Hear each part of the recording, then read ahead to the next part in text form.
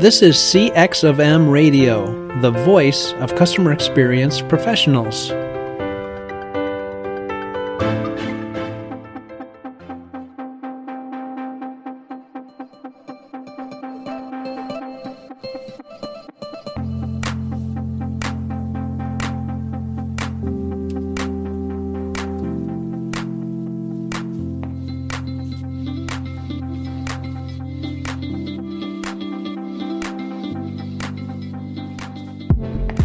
Hello, and welcome to another World of UX podcast.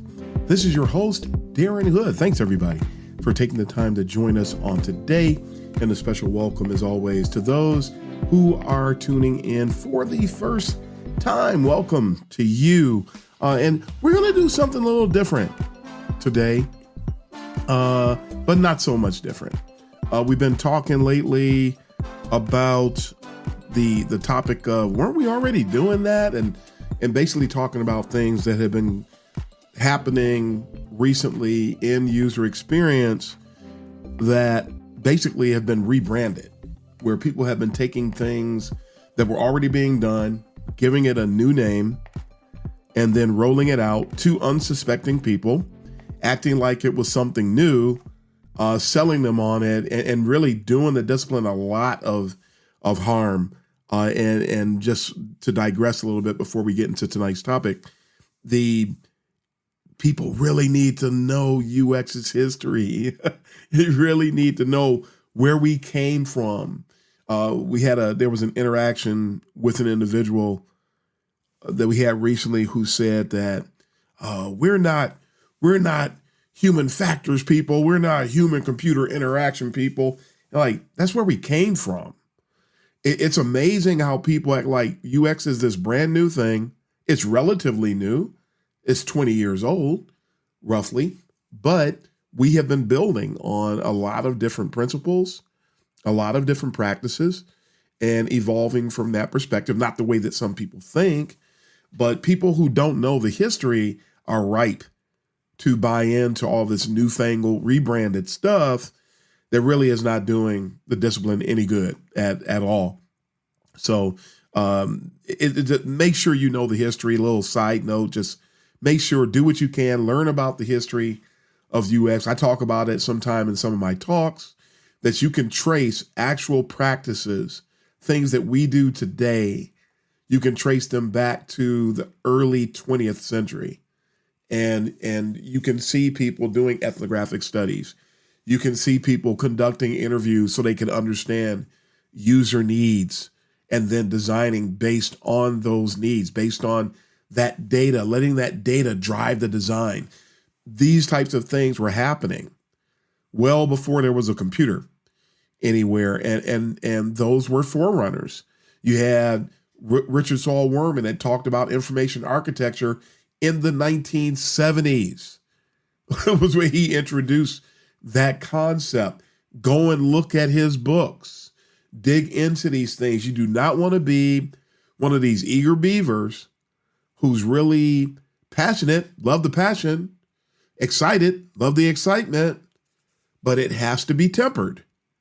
When you're excited and you don't have something to ground you, you're prone to misinformation and other things like that, to become victimized by it. And that's why I talk about a lot of things I do on this show, trying to help people understand things that they're happening. They're related to the discipline. It might not be the work all the time, but it's related to the work. And if you don't know these things, the work's not going to matter because you may not get there. So it's really important to know. And we keep trying to tell people, and a lot of people don't want to hear what we have to say. And I'm not worried about them. I'm not worried about the people that don't listen to what we have to say. I know they're there. I am aware of them. I know the impact they have, but they don't sway me. They don't deter me. I make people aware of these things because you have to navigate around them in order to succeed. So we will always talk about these types of things. That's why the show is called The World of UX, because we're talking about everything, not just the work, but everything related to user experience so that we can excel. You can't drive a car and just be focused on how to drive, where to put your hands, how to use the brakes, how to shift the gears, where to put the gasoline in. There's a bunch of things that have to do with driving that have nothing to do with running the car. And UX is the same. There are a lot of things that are connected to the discipline that you have to know that stuff as well as the work in order to thrive in the work. So I can't stress that enough. Tonight, I said we're going to do something different, but not so different. And when I say that, I'm referring to an earlier episode, really early on. There was an episode where I talked about how I got into UX, things that I did, things of that nature. We're going to revisit that. And I'm going to tell the same story, but I'm going to tell it a different way. And this came up because of a question that came in where somebody was asking, they heard something that somebody said, and they were asking, how did I really get into UX? Because the picture that somebody painted, a person who knows me, they don't really have a really thorough knowledge of my story. And it's so sad that these kind of people are out here, but they're in really high numbers. They take advantage of the fact that they know you, and they talk to people about the fact that they know you, and then they tell a story about you, and then people believe the story because the person who tells the story knows you. That doesn't mean that they're representing you properly. There are people who know me. Frankly, there are people who will smile in my face and then use that perceived closeness, because I know who they are. I know what they're doing. I'm not swayed by them. You can't hurt me. I am who I am, and I'm going to do what I'm going to do. People are not going to influence me, and that includes people that I know do not have my best interests at heart, who grin and smile in my face and only seek to get information so that they can try to do me harm. I'm aware of this. I've been experiencing this since I was a little kid. So I'm good at it. I recognize it. They're not going to throw me. Some people will say, you shouldn't worry about those people, Darren. You should just let it roll off your sleeve. If you do nothing about people like this, they will destroy you. So it's amazing how there's a lot of bullies in cyberspace today, and people will tell you all the time, well, you just can't let that bully bother you. You got to let it roll off your sleeve. That's not how you deal with a bully. That's never been the way to deal with a bully. And when people offer that advice, and I love and respect many people who say this to me, but they got to take a couple steps back. Do you really know how to deal with a bully? Because that advice says you don't. You have to, number one, hit the bully back between the eyes, and you just do that by telling the truth. You have to let them know that you're aware of what they're doing. You have to make them accountable, even though other people won't. You have to let them know. If you let them know that they're going to be held accountable by someone, it deters the behavior, because they don't want to be held accountable, because everybody empowers them and emboldens them and enables them. So I'm gonna call them out. And that's sort of kind of what's going on here, because there was a statement that was made about how I got into UX that was grossly inaccurate. And the person made a statement about how my path of education was that I chose to do this. And the person, I got to say this, the person who said this didn't mean any harm, but harm comes out of it because people were misled. They don't know the story. Hence, I'm going to tell the story tonight while I'm recording, because I'm recording at night.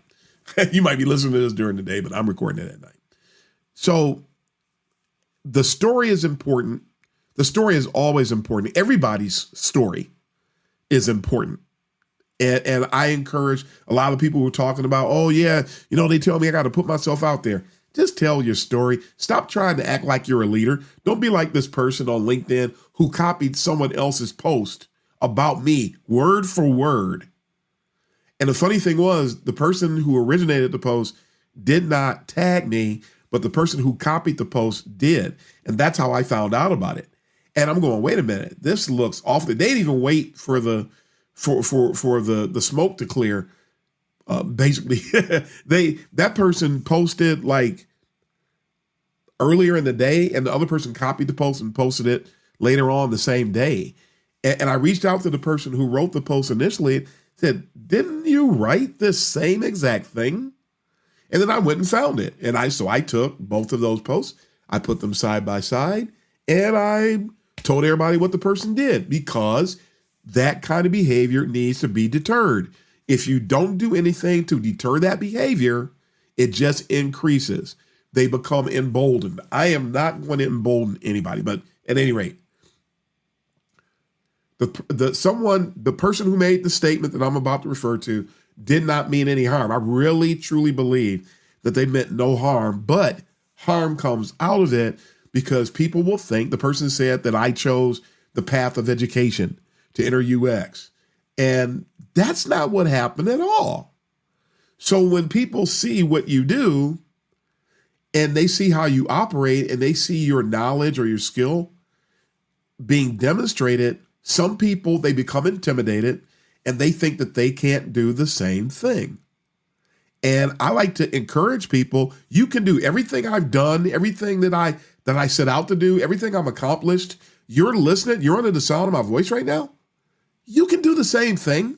That's part of the reason we're sharing this information, so that people can understand, I did it, you can do it.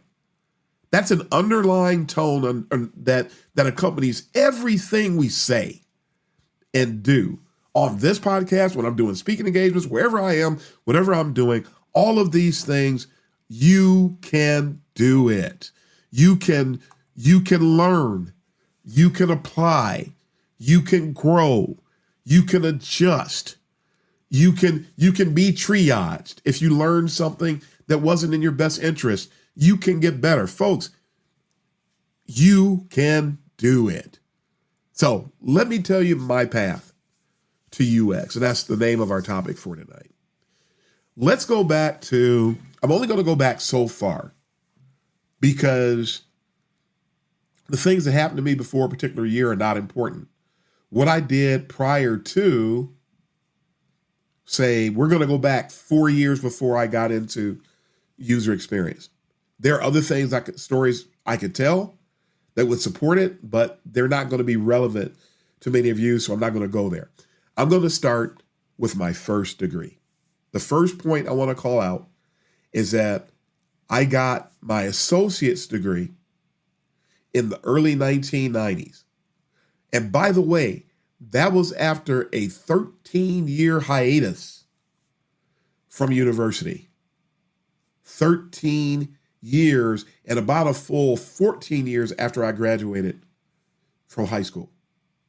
So I just told my age. All I had was an associate's degree. That associate's degree is important. You're going to find out why in a little bit. When I was first exposed to user experience, which was 4 years or so, approximately 4 years after I got my associate's degree, PCs became big. A lot of the big appliance stores, Best Buy opened in the mid-90s or so. Everybody was rushing to get to the internet. There were no PCs.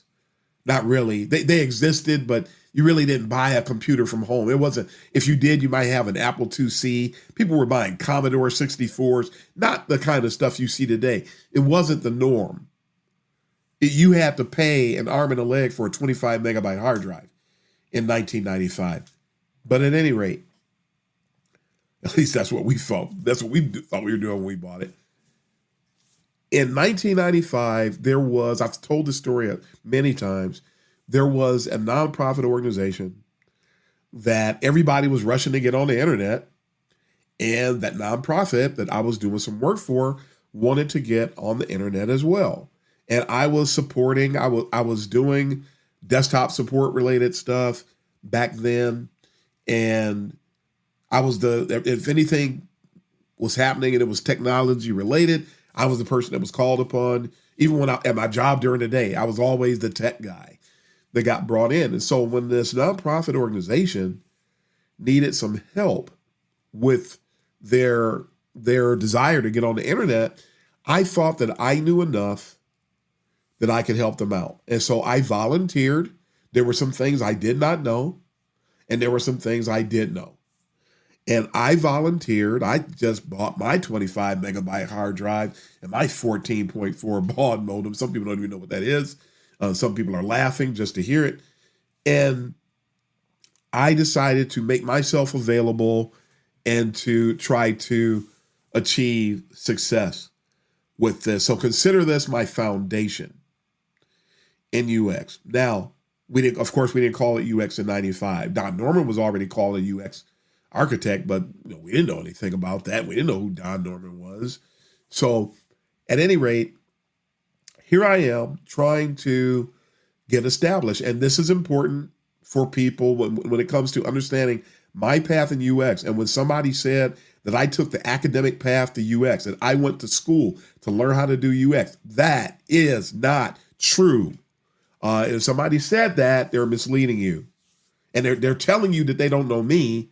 They're telling you they don't pay attention, because I have said this multiple times, but folks just, some people, they don't like the fact that, I'm just going to flat out say this. There are some people who don't like the fact that folks like to listen to me because I am of African-American descent. And it perturbs them that somebody is listening to the black guy. And so they just make stuff up. And people who are prone to believing any kind of hype, gaslighting, mind control, all of these things apply. Yeah, they do.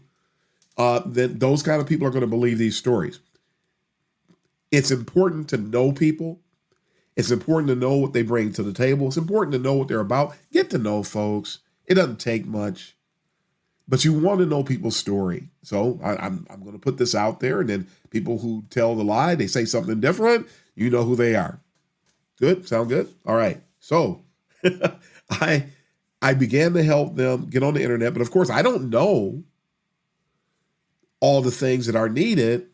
And two things happened. One is I started noticing, or I felt that certain things needed to be done. To me, it was common sense.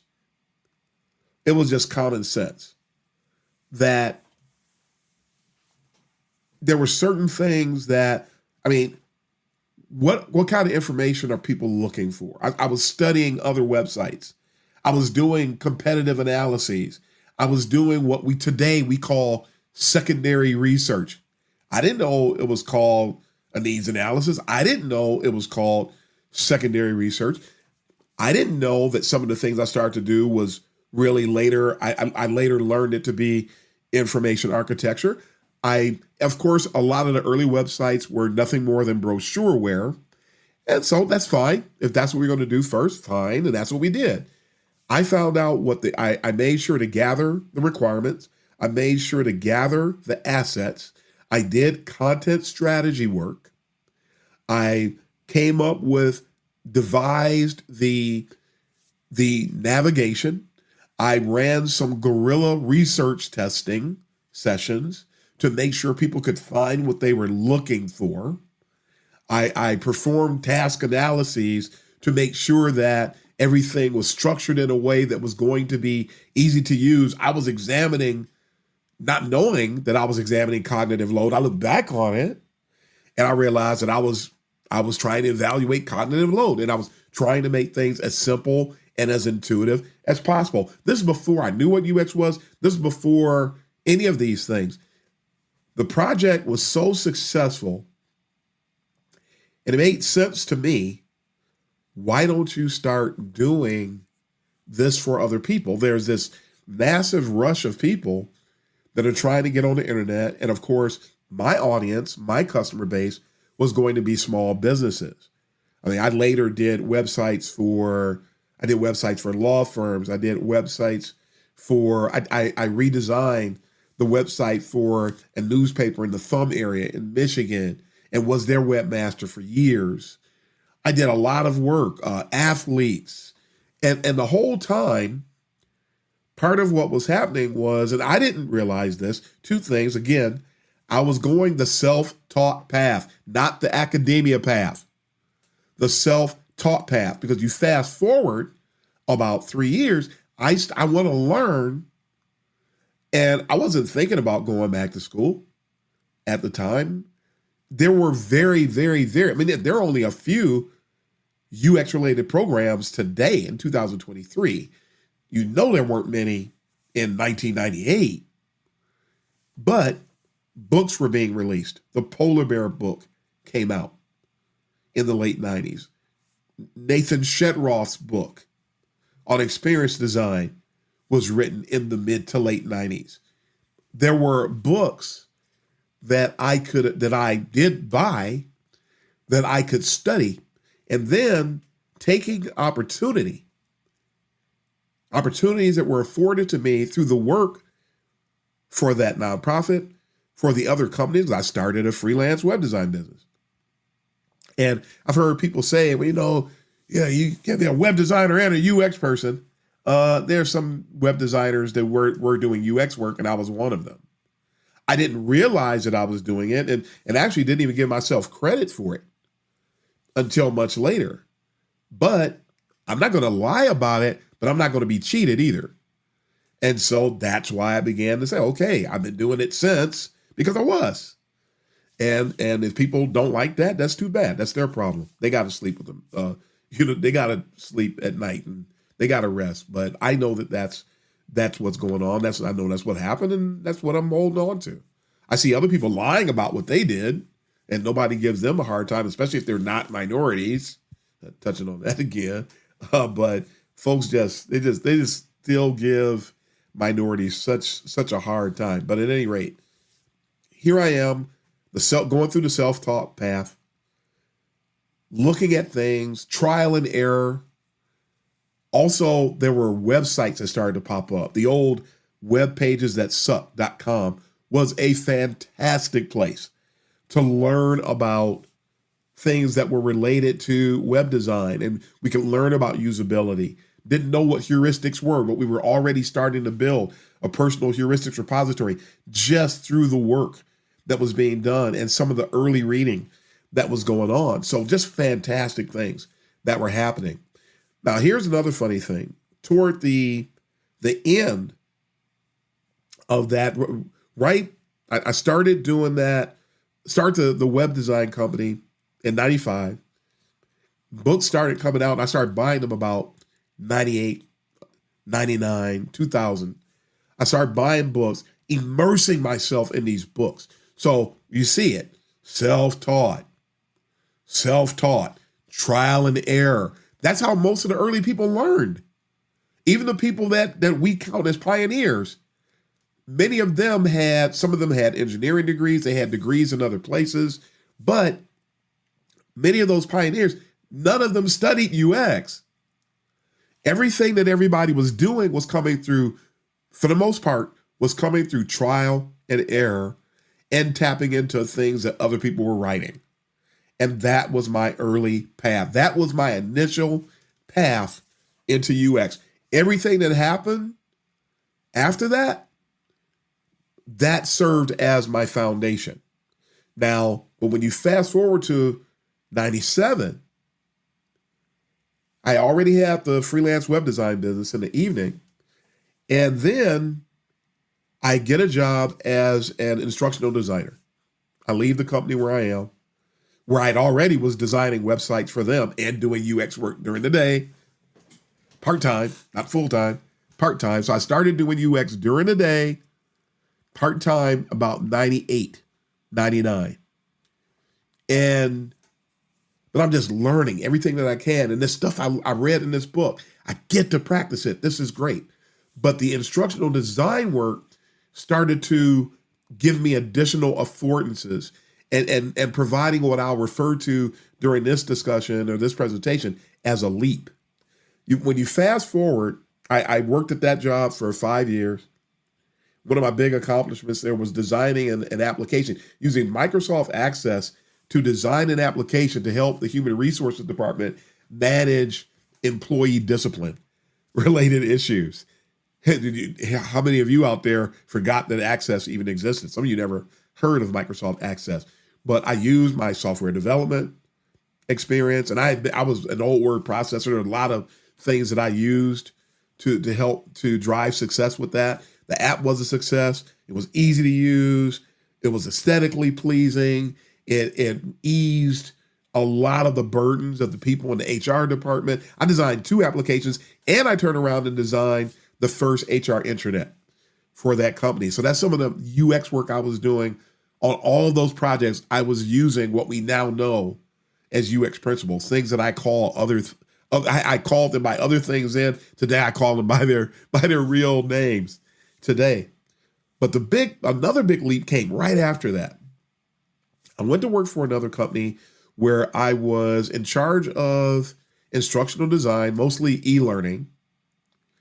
And when I was at the company before I left, they really supported my growth in instructional design, and I obtained 4 certifications in instructional design while I was at the one company for 5 years, and including master trainer certification. One of the things that I noticed in retrospect was that a lot of the things that I learned as an instructional designer actually apply, because I kept getting closer and closer to UX, unbeknownst to me.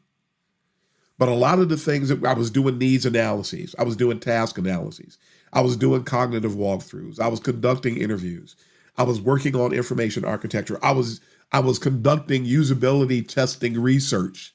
I was doing all of these things when I was doing my work on my e-learning projects.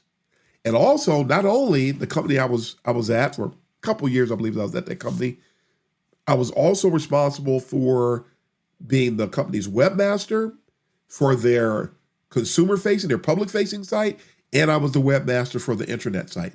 I did a lot of testing on those. I applied heuristics. And matter of fact, by that time, the book, Jacob Nielsen wrote a book called Homepage Usability. That book came out, and that just changed everything for me. That book, along with Jesse James Garrett's book, those books from 2002 to about 2004, huge impact for me, because it gave me principles that I found extremely easy to transfer from the pages to the actual practice, especially the way that Jacob Nielsen was evaluating. He took, in the book Homepage Usability, he took a look at 50 popular homepages. 50 big name companies. Citibank is the one that I remember that stands out the most. I've seen that book, by the way, on Amazon for as little as 98 cents. It still has value if you were to buy it today, as do a lot of great UX books. They have a very long shelf life. Those 2 books, between Jacob Nielsen's book and Jesse James Garrett's book, which introduced me to the phrase user experience for the most part. And the 5 planes were embedded in my mind. I mean, watching someone do a heuristic analysis, the way that he laid it out, the way that he provided the commentary, the way he did his annotations, the way that he just objectively, I always use the phrase, ripped the site apart. That's a phrase I still use to this day. He didn't say that. That's just the way it appeared to me. It was like he looked at the site with no mercy, just call out anything that's not correct, anything that's not optimal, anything that's not going to drive the maximum amount of success possible. Call it out. Don't be afraid to do it. That's how I learned to be bold in the discipline. When you see something, one of the things that always sort of tickled me about homepage usability is that Jacob Nielsen was the first person that I heard call out companies who would deploy a website where you could click the logo on the homepage and it would reload the homepage. He would constantly say, he dinged everybody for doing that. When you're on the homepage, you don't need to go back to the homepage. So why would that link be live on the homepage? And it just, things like that, it just really it struck me that book probably impacted me more than any other book, with Jesse James Garrett's book being second, impacted me more than any other book that I ever read early in my career, while that foundation was being strengthened. While I'm doing these other things during the day, I'm doing these e-learning, setting up these e-learning programs, and I want to get into what happened with that, but huge success there as well. But I'm being allowed to do work on digital properties, websites. There were no mobile apps then yet. So we were working on the websites, intranet and internet sites, and it really helped me a lot to see the correlation, the synergies between instructional design, which I started calling learning experience not too long after that, and user experience, what we now call user experience. It really impacted me tremendously to see these principles at work. And another great thing that happened at that company was that I'm doing all this work on the internet and the intranet sites, and I'm doing my work in the evening with my freelance company, but I was really just growing by leaps and bounds by taking things that I would learn, because I started buying books just left and just buying everything. And I'm buying all these books and I'm studying them. I actually lived off of 3.5 to 4 hours sleep for about a 6-month period of time. So I got married around the same time. And when I got married, this shift was taking place. I was building computers. I was doing the UX stuff. All types of things were going on. And I would just stay up all night studying and go to sleep for 3.5, 4 hours and go to bed and woke up and just as refreshed. I did that for about 6 months. And every night for that 6-month period of time, I just studied. I practiced.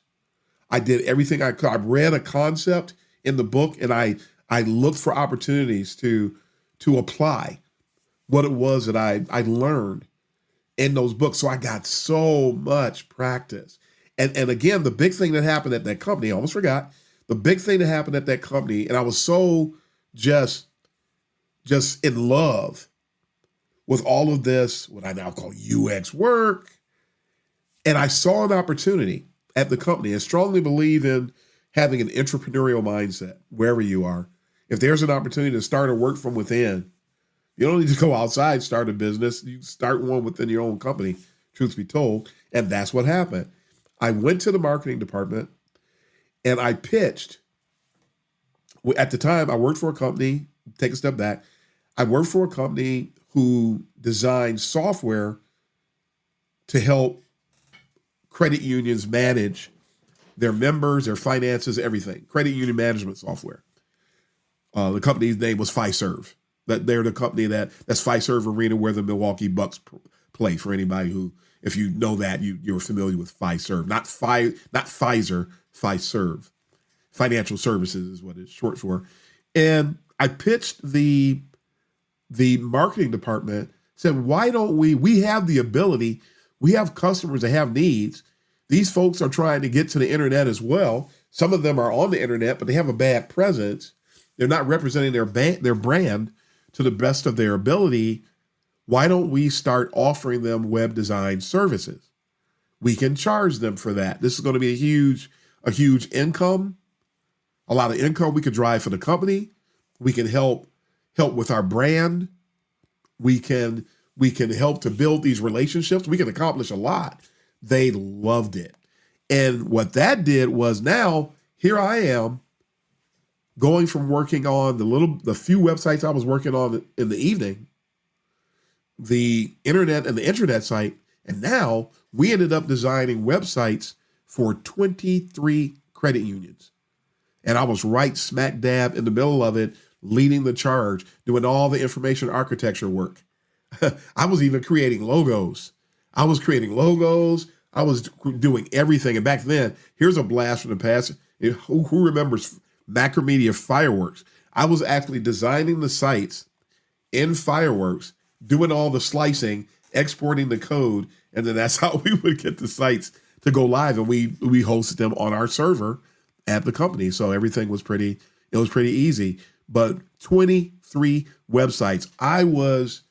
I reached a point where the instructional design work, I was doing so much design work that instructional design started to take a back seat to the web design work. But remember, I'm doing web design, but I'm using UX principles the entire time. Everything that I'm doing, not just designing and rolling it out. Oh, it looks good, let's get it done. I was doing all the things that I eventually came to do in my day job, my full-time day job. I left that company and I ended up going to do some work for OnStar. And that's when things changed.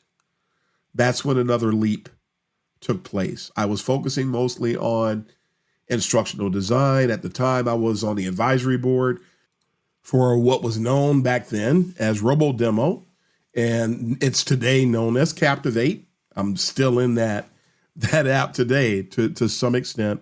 But it was when I was doing that work that I really started to take a long, detailed, very critical look at myself and asking myself what I wanted to do.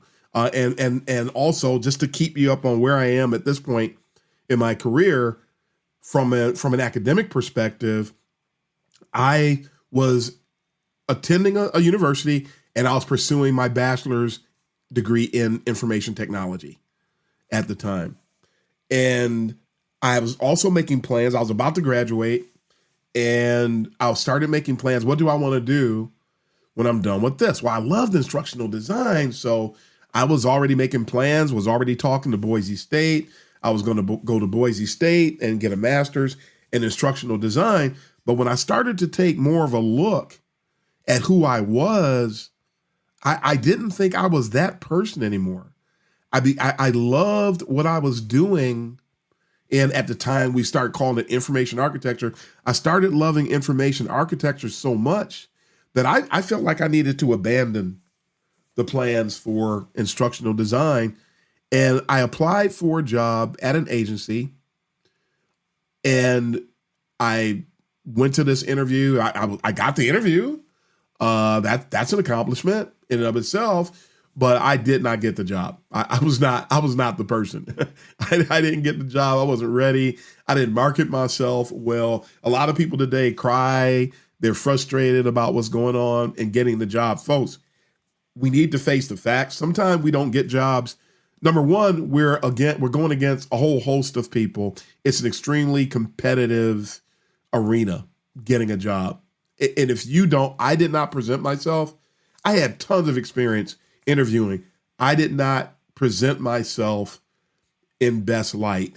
And that's why I didn't get the gig. It wasn't anything else. I was the one. I needed to make some changes. And that really, when I didn't get that job, that was it. That was the straw that broke the camel's back. That was the thing that really said, you know what? I'm going after this thing. That's who I am. That's what I want to be. Forget about Boise State. Forget about instructional design.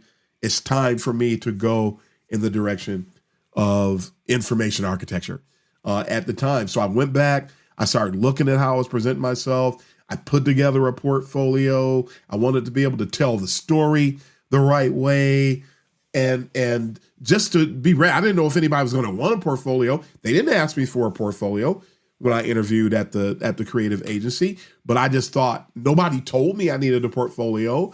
I already had a portfolio, and so I just thought that I'd step it up and change it and make sure that I show things that were related to the job because I had shown things previously in another situation that had nothing to do with the job. So I said, you know what? Let's do this right. I'm going after this gig, and a job opened up at a large Midwestern bank that was headquartered in Detroit, Michigan. And I interviewed for my first full-time UX related gig. I was doing UX work as much as 75% during the day at my jobs up to that point, but I had never held a full-time UX related gig. I went to this job, I interviewed for this job, and man, was I so happy. That stuff I learned from Jacob Nielsen about ripping apart a site. I went to that interview And they asked me during the interview, and I come to find out this was the thing that actually led them to convince them that I was the person for the job. They asked me what I thought about the company website. And I say, you know what? I'm going to be myself. I'm going to be my genuine self. I see the site. I had already reviewed the site because I just did that on a regular basis on my own, even when I wasn't at work. So I was already equipped with a lot of feedback, a lot of thoughts. I ripped that bank's site to shreds, and they looked at each other. They said, this is the guy. And I got hired, and that was my first full-time UX-related gig working there at that bank. And I ended up completing my undergrad degree while I was there. And the reason why I bring this up is because of some of the things that I experienced in that degree or while I was pursuing that degree. Now, some people don't like education. Again, somebody said that I went the academic route. I didn't. I started pursuing degrees later because of some other goals that I had, especially when I had applied for a couple of other jobs and I didn't get the jobs because I didn't have a degree. So if we understand that there are certain hurdles associated with getting a job, a certain type of job, then find out what the hurdle is and jump over it. So I went and don't complain about it. Don't ask people to lower standards. You come up. And that's what I did. So I went and I got my bachelor's degree while I was working at the bank. And I was exposed to things like, and notice none of the things I'm about to mention, maybe one, is directly related to user experience. But think about the benefit you'd get from learning about things like system analysis and design, project management, fundamentals of e-business. That's the one related to UX. The ethical and human side of IT. These are courses that I took. Fundamentals of software development. I began to see parallels between software development and website design, or just digital design as a whole. And then data warehousing and data mining. And I had a background working with data. I had worked on data before. That's how I built that application for the HR company and Access, because I had that old experience. Actually, I got that from doing the work for the nonprofit. That's where I got my experience on working with data. So all of those things broaden my horizons. And when we talk about working in UX, how that it's a commitment to lifelong learning, it's not always about UX. You don't always have to learn things about UX. You can learn a lot of things that will help to vault you forward in your desire to excel as a UX person. So keep that in mind. All 6 of those courses have helped me throughout my career. My bachelor's in IT has helped me throughout my career. It has broadened my perspectives, broadened my horizons. It helps me to be able to talk to other people in an informed manner. It helps me to respect them. It helps me to support them properly. As a UX person, there's a lot to be gained from being multidisciplinary. A lot to be gained from that. So please keep that in mind. So at any rate, I'm working at the bank, and the bank moves its headquarters to Texas. I've talked about this before. I ended up leaving and going to work for a large creative agency. I wasn't going to wait for them to tell us that we were going. I left on my own. And so I got the job at the large creative agency, which happened to be the same exact agency that I didn't get the job at that started all of this. The same place where I didn't get the job, I went back. I got the job. We were supporting work for Ford Motor Company. And this was another leap because this helped introduce me to the pervasiveness of UX, because I didn't just work on websites. I got to work on interactive TV. I got to work on the UX of email marketing when I was there. I got to do consultation on a role-playing game for a major TV show for USA Networks when I was there. The iPhone came out when I was there, and I was one of the first people to do work on mobile apps. So I was able to do that. So I began to see how broad UX could be applied. I would meet with people from Ford Motor Company to optimize their PDFs that they would put on the site, to optimize that user experience there with the metadata and all the other things, and going through the analytics and analyzing and synthesizing and trying to optimize things. I began to see that UX is a lot broader than people think. I was actually the person who went to HR and told them that they should change our title. And so I drove that at that company. Some people don't know that. I told some people that and they didn't believe it. Yeah, it happened. And the fact that it's amazing how some people don't believe it because they don't believe it didn't happen. It happened. And that was just another milestone for me. I also helped lead efforts to establish best practices for several aspects of the digital user experience. We actually split it up amongst all the UX people. And my main one involved the best practices associated with video players and just the video experience. What's the best practice for the longest videos? How should the video player be structured? All of those types of things, very granular approach, but I led those charges.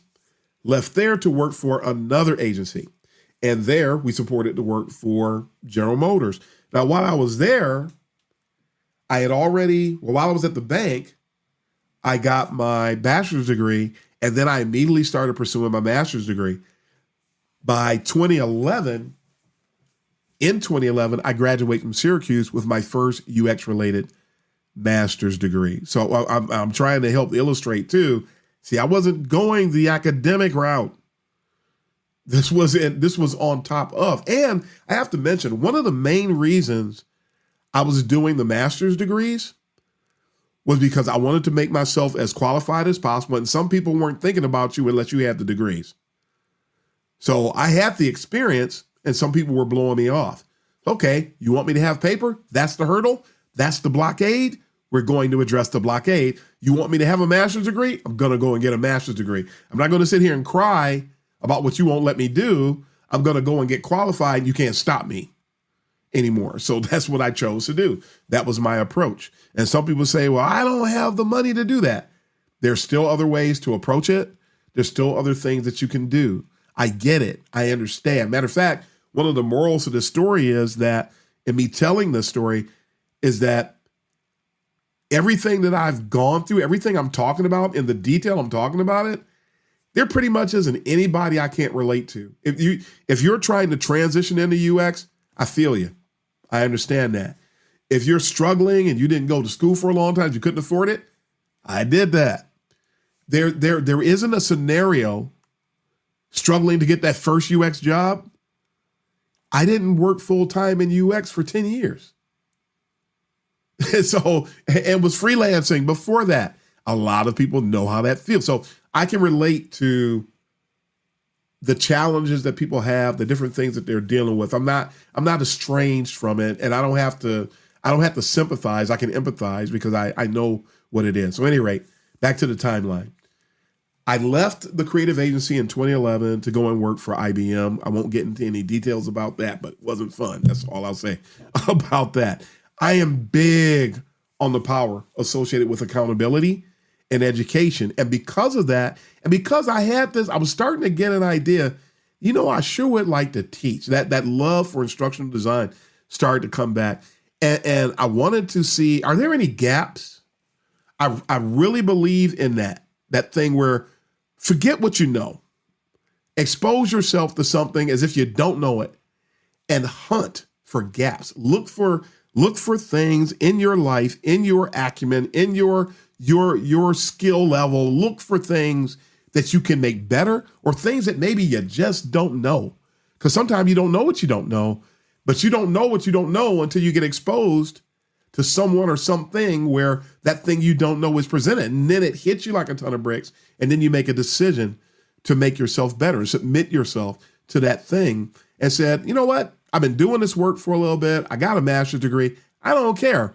I went back to school right away, pursuing a second master's degree, this time at Kent State. Forget what you know, get in there, do the work as if you don't know it. Just let them talk to you. Don't have to be heard. Don't try to show people how smart you are. Just get in there and do what the instructors do, the assignments, do the work, read all the materials they provide you. You don't know, just go in like you don't know and attack. And that's what I did. And 4 years later, I earned my second graduate degree. And again, speaking to the false report, that I came by way of academia. By the time I graduated from Kent State University with a second master's degree, I had now been working in UX for 20 years. So I got my first job without a bachelor's degree. All I had was an associate's degree when I got that job at the bank. And in 2015, that's when I got my second master's degree. Now, all that time, also, it's important to know, I never abandoned the self-taught component. I continued to read books. I continued to find things that I could apply and then engage from a critical thinking, from an academic perspective, and trying to look at this thing from every angle, examine it, and try to drive this heightened sense of understanding of the things that I was reading about, things that were being presented to me, so that I could really know these things like the back of my hand. I'm also big on second nature. Don't just spew things out. Don't be a parrot. Know something. Expose yourself to something so much that you truly, truly know it. And so that's part of my path. So I hope somebody is taking note of these things and looking at what you can do so you can remember you can do it too. So continue to immerse myself in books, looking critically, looking at every opportunity to grow. And again, one of the reasons I went to graduate school was because I wanted to look at my desire, or it had to do with my desire to eventually marry, because especially since that love for interaction design was coming back, I wanted to marry my education passion and my user experience passion. And there is something that I missed in the midst of this, so I'll just digress for a moment. I won't tell you how this happened, but for some reason, I stopped going to Kent State for a hot minute, and of course, figuratively. And I went to Michigan State University, go green, and I ended up pursuing and completing a grad certificate in educational technology. So that passion for education was starting to surface itself. I didn't realize what it was going to turn into. I didn't realize why, but it was just driving me at the time. So I just did it. So I got the grad cert in educational technology before I finished the second master's at Kent State. Matter of fact, I was falling in love with education again so much that I was going to go after a master's in education from Michigan State. And I decided, you know what, no, why am I doing this? And I did go to some other schools to check out some other schools for UX. I won't mention who they were, but I wasn't really that thrilled with them. I'll share those in private conversations for some of you out there that I do talk to from time to time. But I ended up going back, and in 2015, I graduated from Kent State. So I got a bachelor's degree, 2 master's degrees, a grad cert in educational technology. And then I ended up starting to pursue my PhD, and I'm a PhD candidate today. I began to pursue that. And the reason I pursued it, not to help with my UX career. I don't know where people get these stories from, because I never told anybody that, but people still say that kind of stuff. And then they look at me funny because of some story somebody else told, which really tells you who they are. But at any rate, I won't get into that anymore. Part of the reason I was getting into PhD, because I have a desire. My long-term goal is to go into academia full-time. And I know the hurdles, I know the issues that are associated with getting a full-time job at a university. And many universities will not hire you if you do not have a PhD. And even some of the universities that will hire you without a PhD, you don't really want to do that. Because there's some, and I'll just leave it at that. You don't want to do that. So that's why the PhD, and we're almost done. We're going to keep pressing in that direction and wrap those things up. Hopefully, that's our goal. It's our desire, and we're right there. We're in the home stretch. So we're trying to get that dissertation done, and then we'll be all set with school finally, except for this master's photography thing I'm going to do. But at any rate, yeah, that's sitting there waiting on me as well. So today I'm a doctoral candidate. I'm working toward the finish line. And this is my story. And I took a lot of time to share this today. I want people to hear it from me. And again, if somebody doesn't listen, they still tell their own stories. They chose to do that. I don't worry about them from the perspective that I'm not going to sit there and cry about it.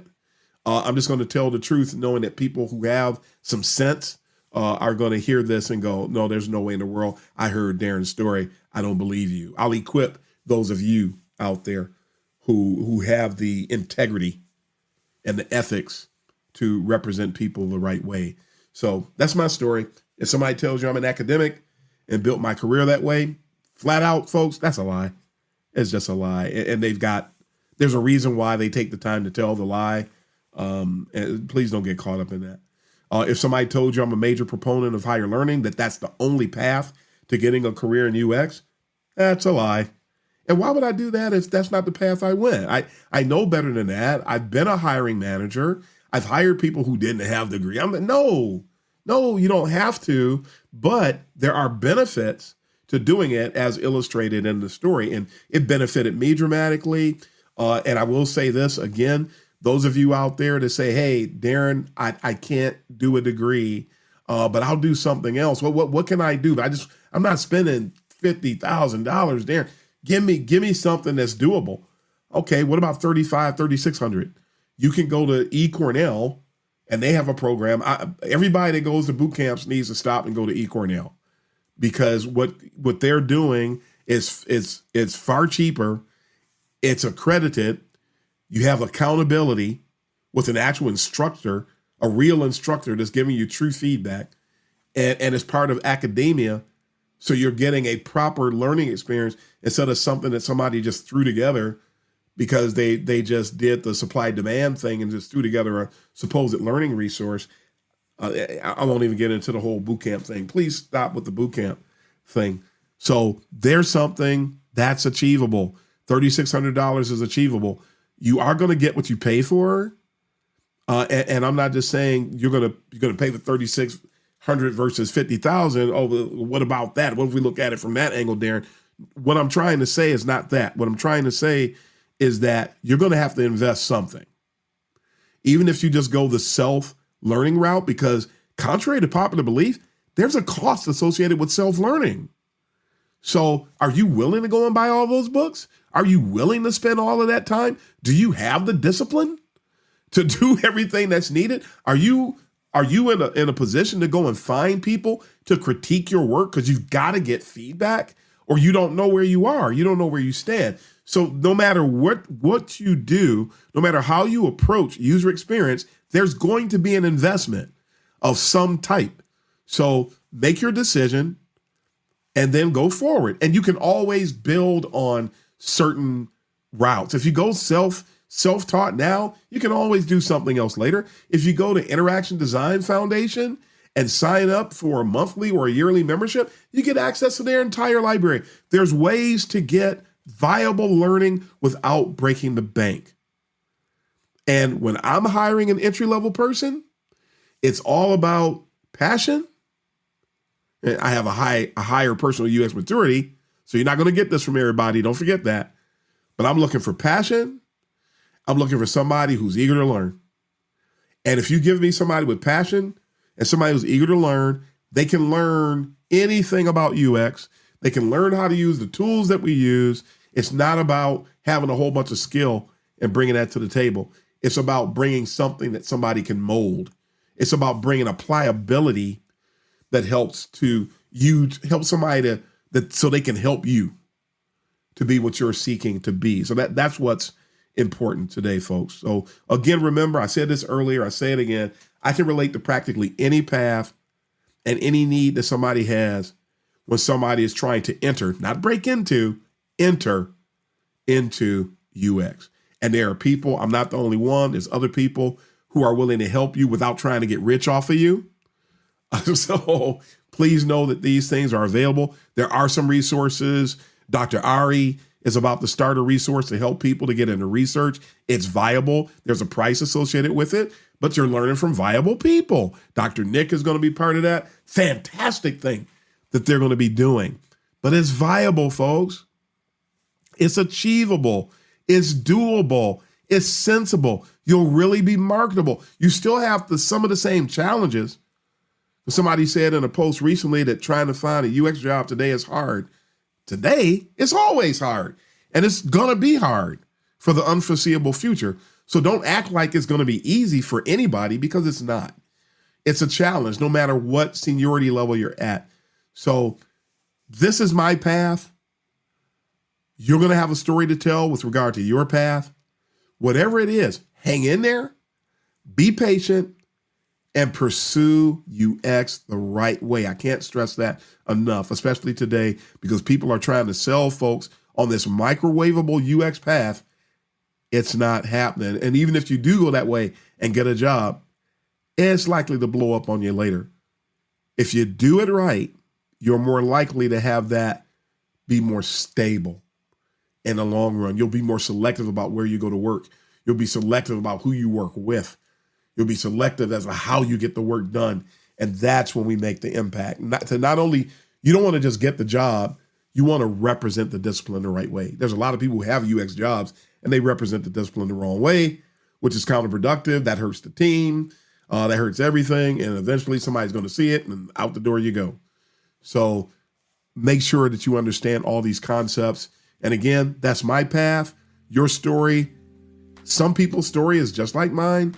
The vast majority is not. So your story will be your story. And there's 100 different ways to enter into UX with regard to the way that the stories flow. Just be patient, form your story, but understand you do need to learn the basics of the discipline. You do need to define it properly. You do need to get some type of solid education. If you're going to build a building, you got to have a good foundation. You cannot build a building on top of no foundation, which is what a lot of people are doing today. So please don't do that. And if you have a sound foundation, only good things should come behind that. Sound good? So folks, that's my path to UX. What's yours today? Or if you're still building it, what is it going to be? You're in control. You're ahead of it. Let's do it the right way. That is all the time we have for today. So this is Darren Hood, the host of The World of UX, signing off. Until next time, happy UXing, everybody.